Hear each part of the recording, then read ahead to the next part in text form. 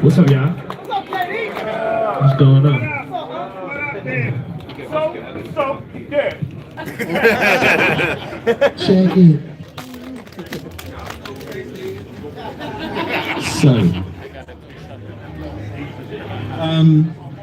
it's an honor to have you guys here. It really is. Like, I'm going to go through a list of some of the artists that they've made hit records for, right? But I don't know if we've got enough time.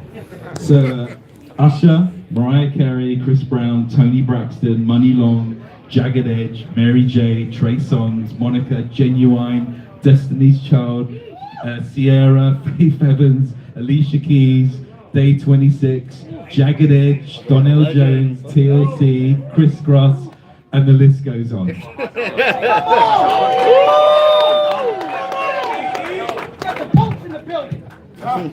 So, how did it all start with both of you? Like, how did you get into the music industry? It should start because Yeah.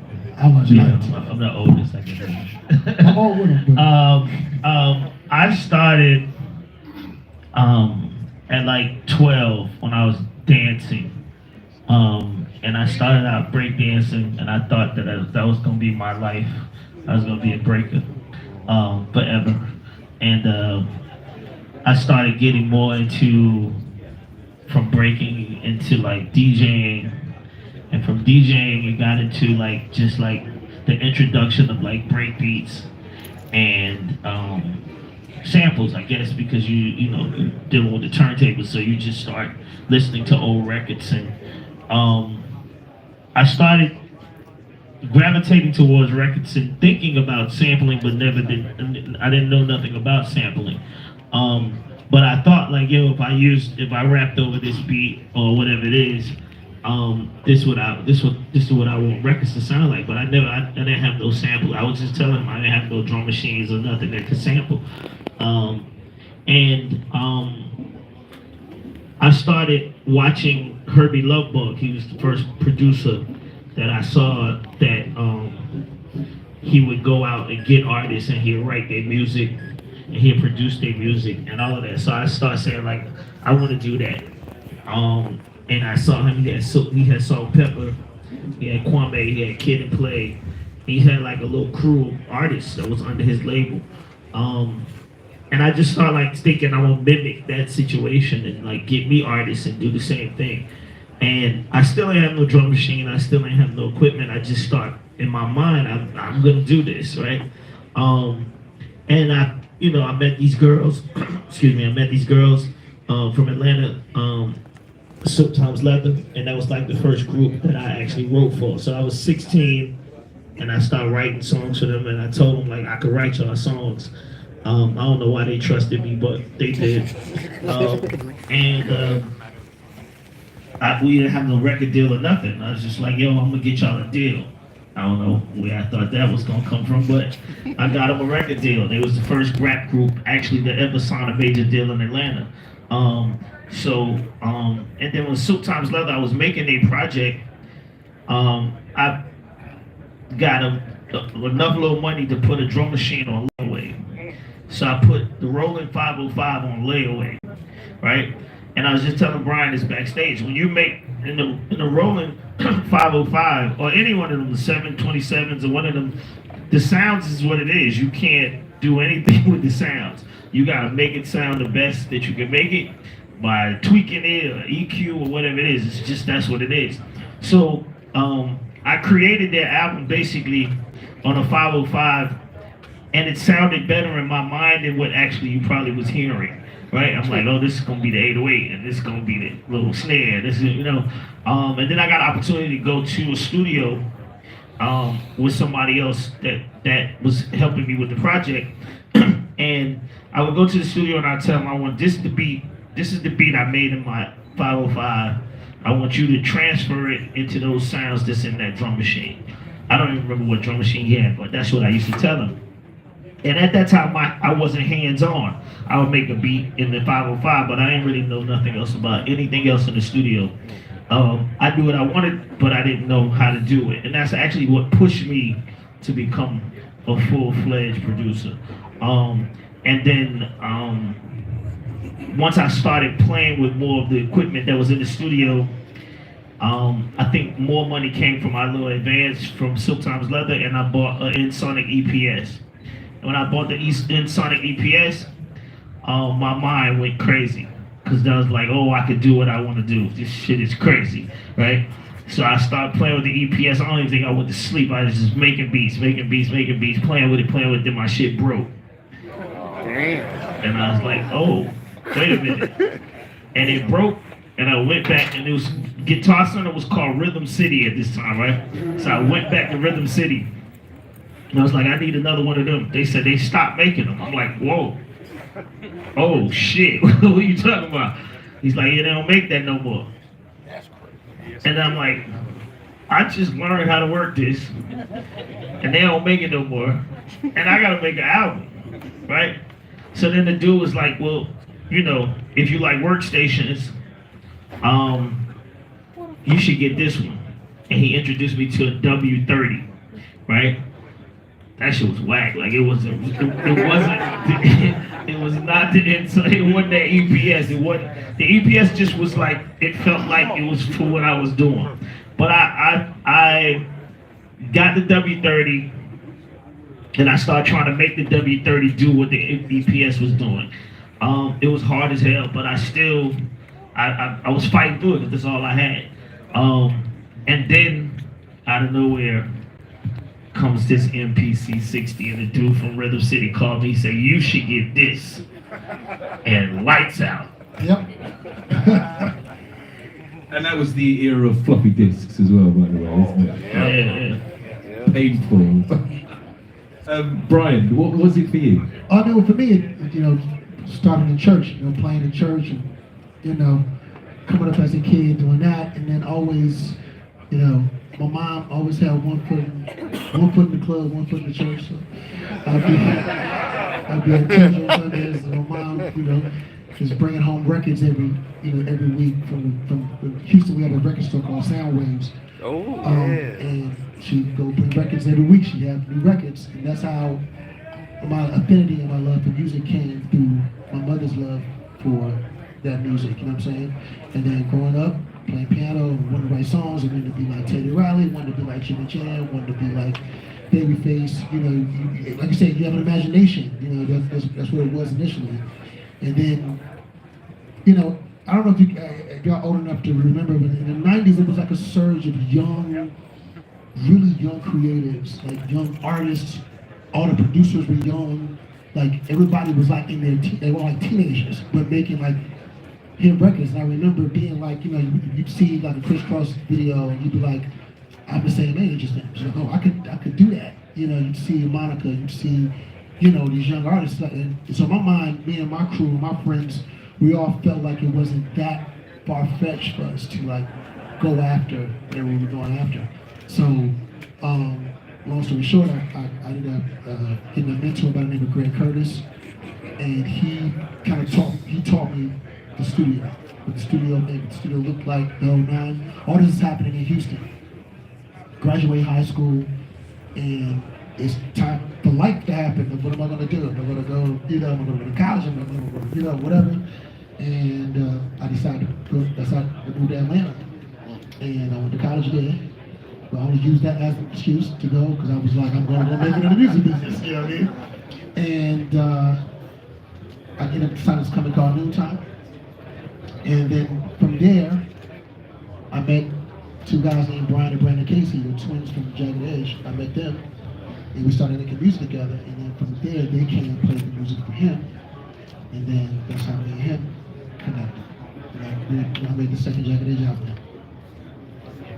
Amazing. So when did you start using the MPC in your productions? When I moved to Atlanta. Yeah. So before that, I would see MPCs around. You know, I worked at Guitar Center in Houston, so I would see MPCs, and you know, I'm a keyboard player. I was like, I'm a keyboard player. And, you know, I'm a program on the, you know, there was a corrugated keyboard called the O1W. I think Pharrell used that sequencer to the end of time. You know what I'm saying? And Ensoniq had a keyboard called ASR10, which is very, very popular in Houston. Every like a major producer at the crib used ASR10. That was what they was on.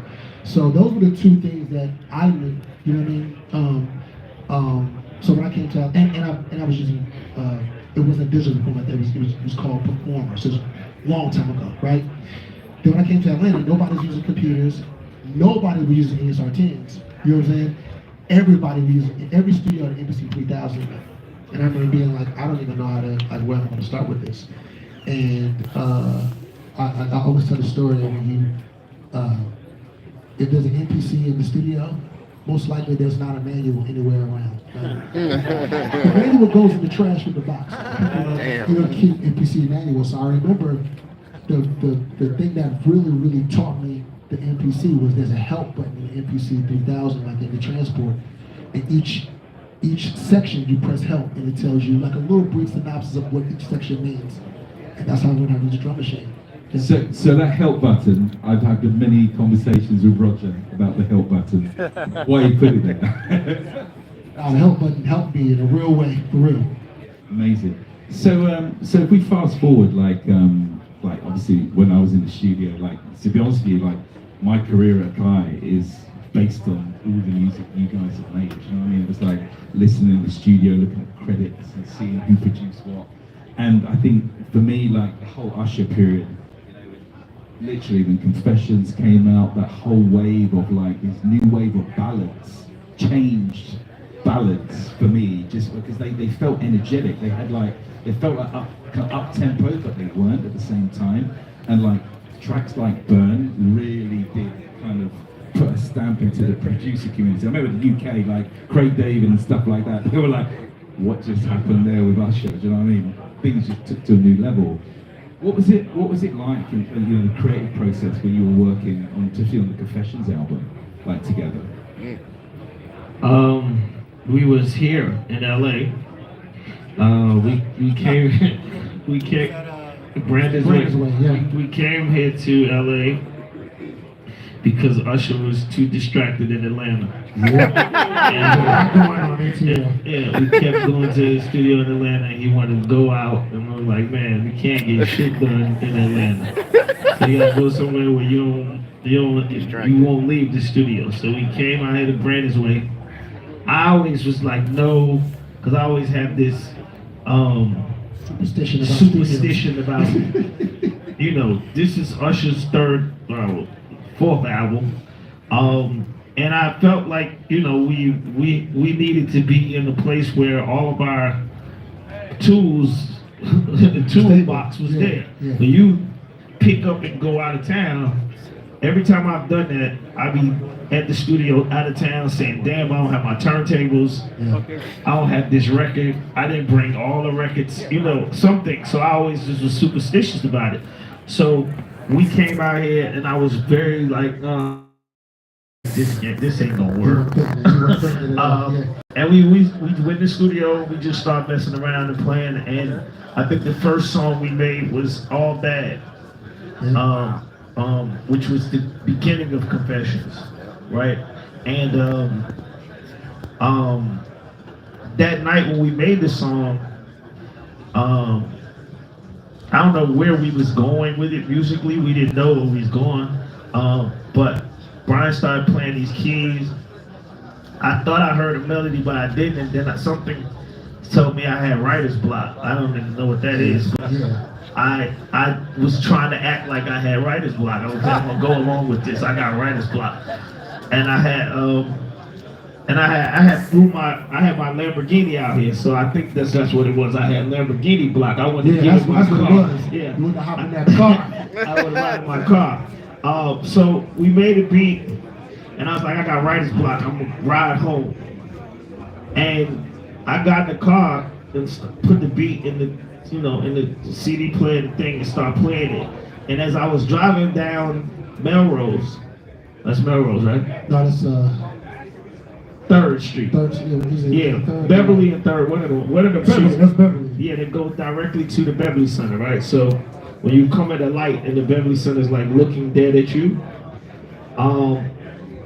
I just start hearing these lyrics, and I just like saying every time I was in LA, I was with my ex-girlfriend. Every time you call me, I said, yo, I start saying that, and I'm like, I was at the Beverly Center, like, man, not giving a fuck who seen me. And I was like, by the time I got like to the third light, I was ready to go back to the studio to do the song. But David had left then. It was like, oh shit, now I gotta go home. I gotta go home and sit with this idea. No recorder, no nothing. So I had to just like memorize it. But it was just, that's how it started. It started with that. It started with Confessions. So I guess if you can't go. Wait, I mean, it started with Confessions here. Yeah, it started with Confessions here. We actually had Burn already. Yeah, we did Burn was Burn. the We did first Burn song in we did. Atlanta. Yeah. We did Burn in Atlanta, and we did like a couple other demos in Atlanta, and then we couldn't get them focused. That's when he was like, we coming here. And the first song we did here was Confessions, Confessions Part 1. Wow. So let's fast forward again, like what happened last year with the Money Long record. Like that was just incredible what happened, how, you know, and because we've all been kind of looking at what's been going on in the R&B market, and what I respect so much is like you're still making incredible R&B records, and it's just this synergy around the world.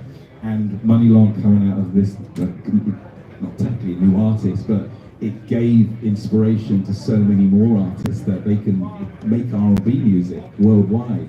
And artists like Scissors coming out as well, it's really dominant the industry again. But the social media side of that record, how do you think social media plays a part now in like making music successful? Because times have changed now. Yeah, I mean, we did this first with Division?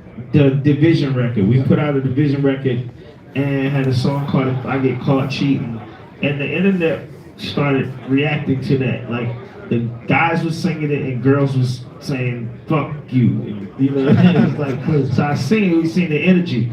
I think before the Division record, we did the Ari Lennox Pressure record, and the Pressure record, I saw the internet, girls on the internet playing the song with the Pressure. So those first two records basically was just giving me the I guess blueprint to just like, well, as soon as I see it, just repost it. As soon as I see it, repost it. Like Pressure almost got me like in a lot of trouble because people's girlfriends was playing it. I repost it, and the guys was hitting me up like, "That's such girl. You, what you trying to do? You trying to take this girl down? You trying to repost the song?" So yes, I think that got me into reposting, and then with the Money Long record, I saw couples in the beginning start the great battle. Battle Cat. I saw couples start playing "Made for Me" as like wedding songs, right? And we already had like it's crazy because that "Made for Me" became like a wedding song basically. But we thought that we made the wedding song with "Let's Get Married" with Jagged Edge. But this one has taken over that song.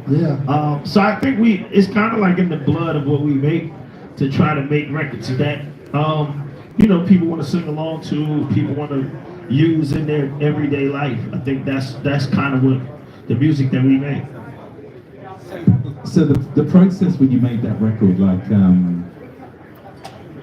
did you write the song together all at the same time, or did she come down with an idea, had melodies and stuff? You know, how did the record come about? Well, she had a lot of the melody first, and then Brian went in and played live piano on the song, right? So they was in like the vocal booth, and he's playing live piano, and I'm sitting there like, I don't know what the fuck this get ready to be like, because I'm like, a live piano song. I'm like, I don't know, when the last time we had one of them, like Prince or somebody like that, right? So I was actually really like, I'm sitting there thinking like, what kind of drums I'm supposed to put on this song? Because I thought the song was going in a different direction, right? But what Brian was playing basically became the structure of the record. And the record is actually structured very differently than a lot of records because it has a change in a different spot, like in the fifth or the sixth spot of the measure, right?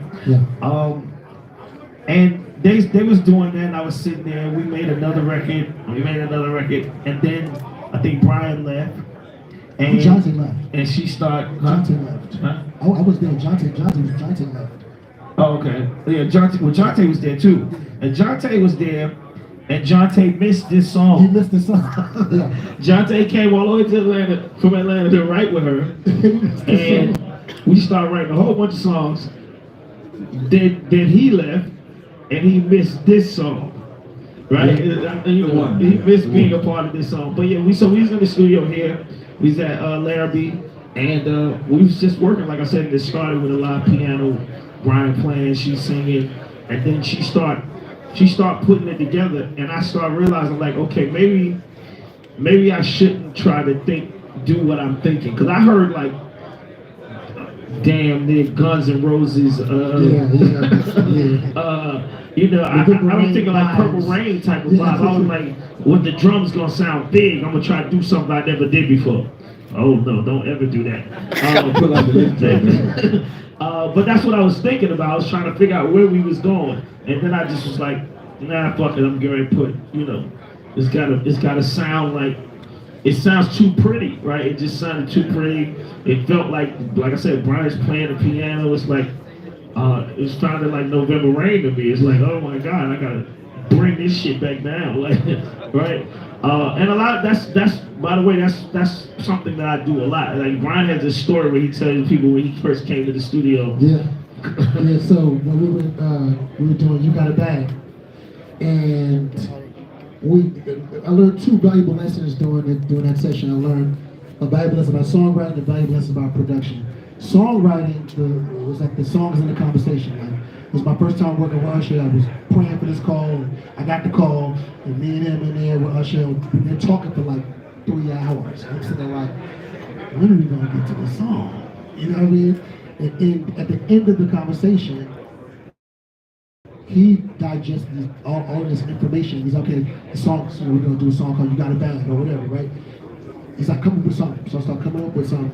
And back then I was a person that I would use every module, every instrument that we had. He had a bunch of keyboards. I was like, we're gonna use all the keyboards. You know what I'm saying? We're gonna find a way to fill this whole thing up. So would that have been the Moon? Were you with Moon Fat, JV 1080? Yeah, man, JV 1080, but he had a JV 800. He had all these. He had all these other keyboards that I always wanted to use. So I always used them when we had the opportunity to use them. And I did this whole thing. I was like, yo, I'm ready. He comes in and he presses play on the drum machine. He's like, he mutes everything. Everything. And I'm sitting there like, you know the good shit. What are you doing? But I'm like, I'm not gonna say nothing. He mutes everything. He gets down to the bare bones. It's like a 9-line guitar, wind, and like a guitar lick. And it's like, this is where to start. And he puts kick, snare, hi-hat, little bass thing, and that's it. 7 tracks. That's You Got a Bag. Yep. Amazing. So we got a piano there. Do you fancy playing the intro to Money On?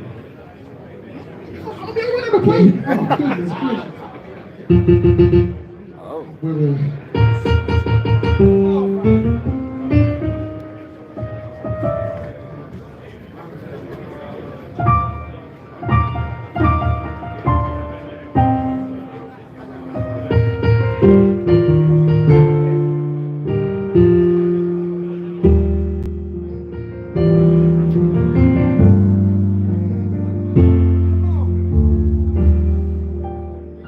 So yeah, I'm sitting in there listening to her play this, and I'm like, oh God, what's getting ready to happen?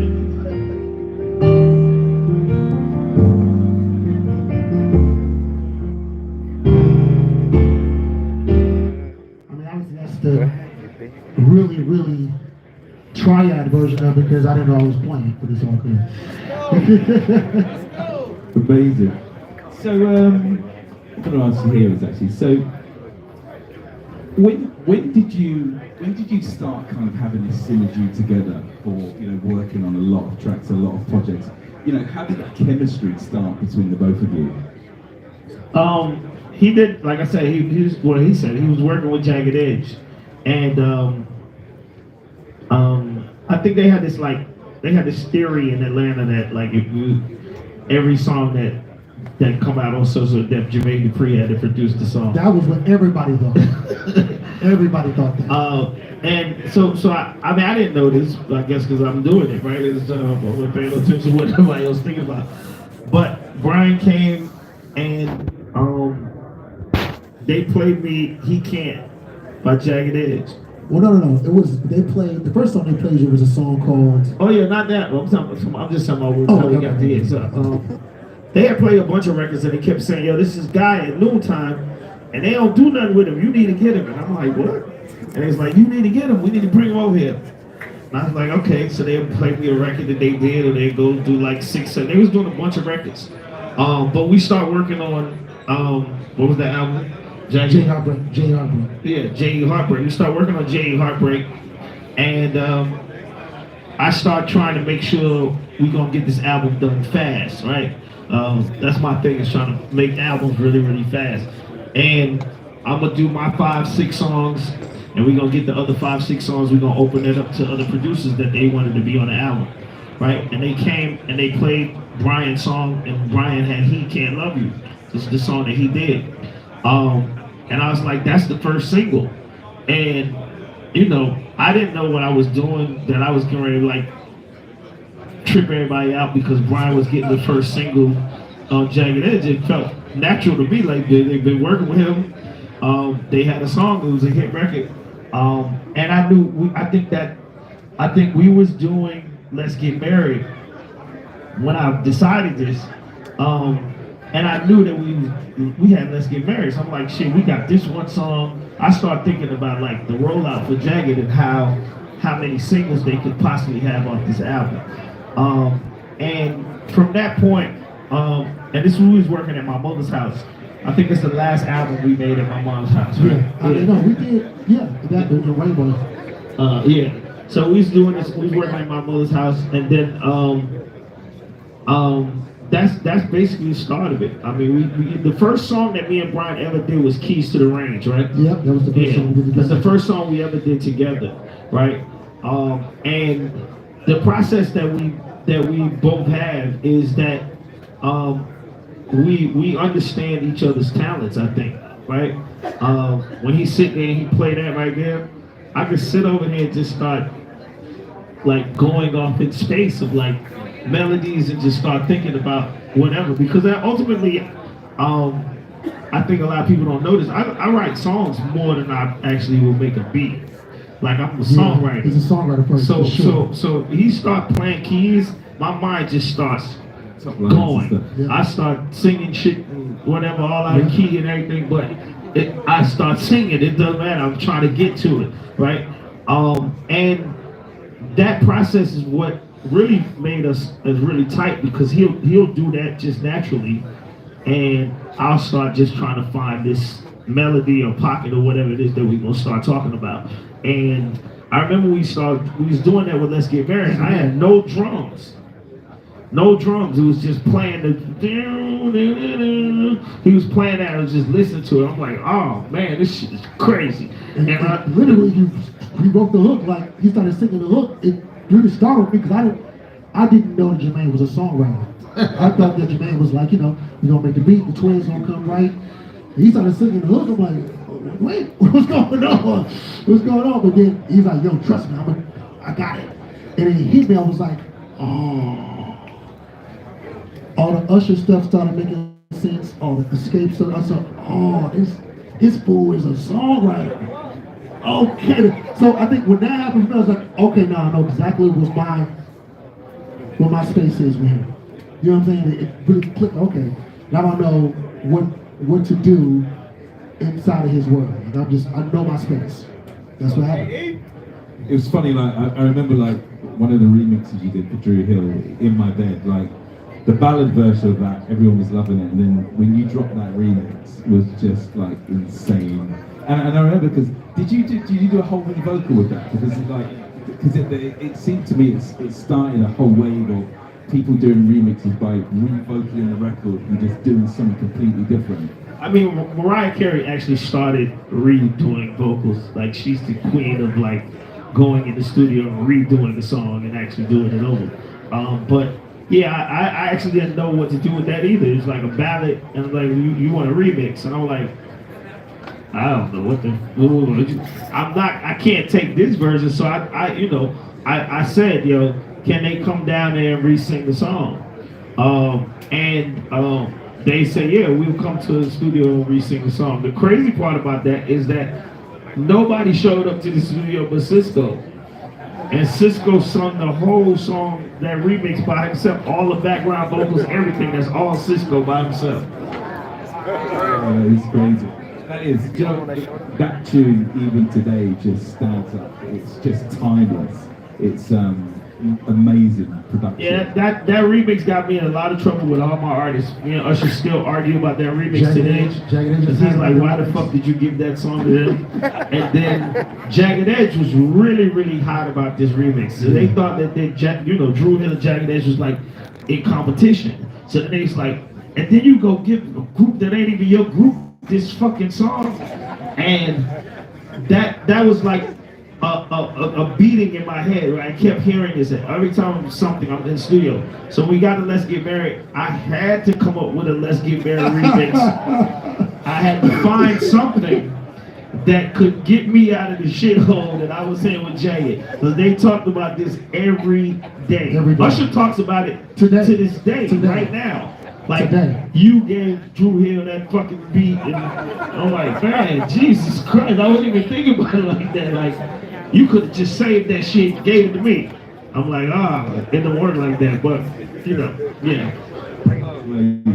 So, obviously, Mariah Carey, the amount of work you guys have done with her is just amazing. We belong together. For me, it's quite interesting because, like, there's a real style between the productions together. Like you were saying earlier, the keys, the drums, and all of that stuff. Like, how did that whole song come about? So I want to butt in. I always want to make this clear. I was not a part of that song. There's Manuel Seal, his other long-term collaborator, who has been down since the beginning. He did that with him. So I just want to be clear. I don't take no credit for nothing I ain't doing. Yeah. So the We Belong Together record was well, we had a session. We had 1 week where she came to Atlanta, and it was me and Brian in the studio, and we did Can I Get Your Number and Shake It Off, right? So she took those songs back after the session, and LA was like, hey, you close, maybe you should go back down there, right? And I'm not really sure how. I mean, because me and Brian be moving around, be doing stuff. And when I started collaborating with people, Emmanuel Seal was the person that I was doing like Escape, the first Jagged Edge album. So a lot of the earlier records that I did before, I think I met Brian in 98, 99. Yeah, so before that, I was working with Emmanuel Seal. And now that I'm saying, I understand why. Because L.A. Reid's favorite record from Mariah was Always Be My Baby, right? Always Be My Baby I did with Manuel. So in the trying to get the same lightning to strike twice, I was like, I gotta call Manuel and let's see if we can bring that energy back into the room. So what we tried to do is basically make a song better than Always Be My Baby. And we did. And obviously the rest is. I don't know if it's better, but it's it definitely outdid it. Yeah. So like the relationships you have with people like Mariah and Usher, did you spend a lot of time with them before you actually started making records to really kind of understand what journey they wanted to go on as artists at all? Yeah, I mean, Usher. We spent a lot of time with Usher basically lived at my house. And like my mother's house, I used to have I had my studio in the basement, a game room, and just a place where we make music and whatever it is. And it was far. It's far from the city. So Atlanta, downtown Atlanta to College Park is about 35, 40 minutes. Depends on what the traffic is. So And Usher was from the north side. So him coming way to the south side and staying out there till 1, 2, 3 o'clock in the morning was a little scary for him because the south side, it gets to be like south side at nighttime. So Usher ended up being like, I'm gonna stay tonight. I'm not gonna go down Old National this late. I'm gonna stay. I gotta get gas in the morning. I don't wanna get no gas tonight right now, so I'm gonna stay here. So he ended up staying at my house.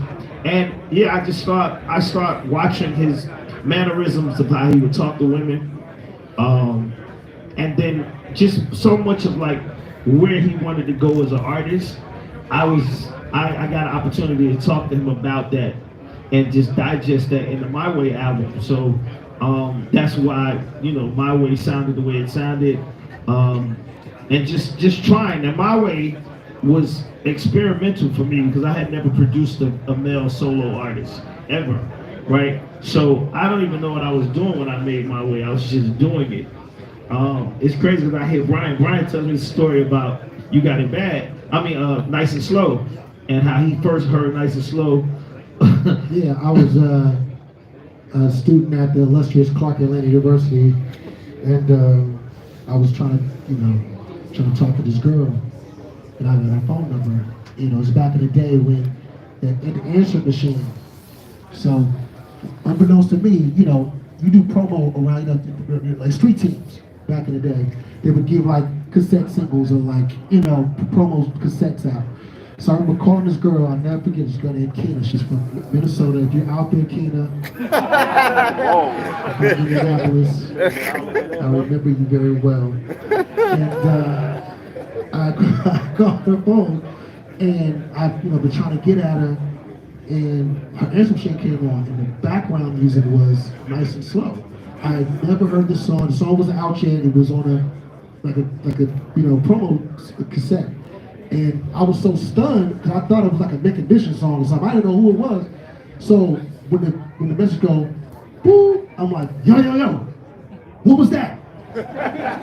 Call me back. Like, what song was that? Like, me trying to back to it completely went out the window. And I was trying to find out what is the name of this song.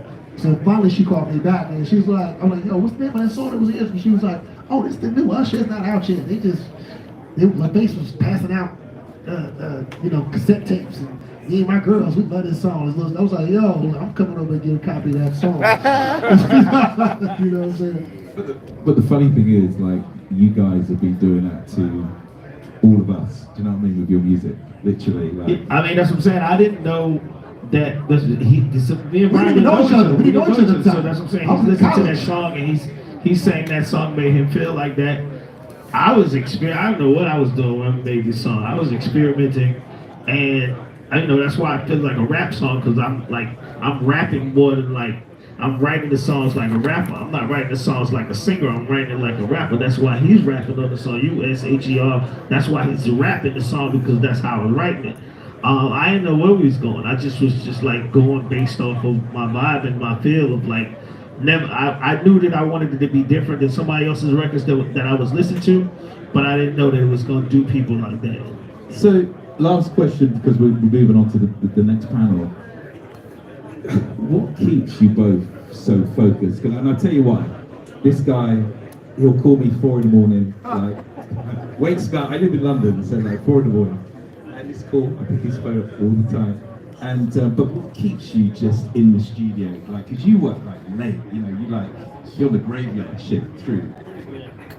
Right now it's the fact that I see a gap in music, right? I posted something yesterday where the guy of that AI company said that making music is not fun to people no more, right? And I'm like, who the fuck is he talking about, right? It's crazy because I think that's it is a lot of people that's out here that think that AI is gonna change the way you make music, and it's gonna make you lazy. It's gonna make you lazy. It's gonna make you just be like, oh hey, you do it. And I don't really understand that. Hey, you do it type of shit. I don't get that. Like I have to. I have to touch it. I have to. You know what I mean? Pause. I have to. Yeah. I have to. You know what I mean? I gotta physically, touch the drum machine. So with that being said, it's just, the more. And by the way, the MP. Let me say this: the MPC. I've been working on MPC since since it first came out. So, the stuff that I was having that drum machine do when it first came out was not even supposed to be being done, right? I had to go through all of the heartbreaks of making songs and sampling in the middle of me making a song and forgetting that I had to save it before I sample and lose the entire song and just sit there and be like, I can't believe this shit. And then not really have nobody to call. Like he said, no manual. I ain't read no manual. I'm just sitting there like, oh, wait, where did the beat go? And I'm walking around the drum machine trying to figure out, it's no way possible that somebody made this where as soon as I sample, it erases the whole thing, right? And sure enough, that's what the fuck is going on. So I had to wait till this drum machine changes, and that didn't happen anymore. So I'm just saying, every time the MP gets better and better, and the 3000, when the 3000 came out, man, listen, I still, by the way, the 3000 to me still is the best MPC as far as the way it sounds. This new MP is. I get lost in that shit being there all night. I don't come out. I can't get away from it once I start messing with the beats. But I just love making music. And the more I see people not wanting to love making music, it means that we can make more. Right? That means I'm gonna make more. If you don't want to do it, we gonna do it. Fuck it. I don't care. That's just what it is. So that's what we here for. God put me and him together, and we've been making music, so that's what we're going to do. Yes, sir. Right, so we're going to wrap this up. Jermaine, Brian, thank you so much for sharing the stage with me and sharing all of these stories. And we're going to be back in about 15 minutes with the NBC Legends panel. And we're going to take a quick break. Jermaine Dupri, Brian Michael Cox.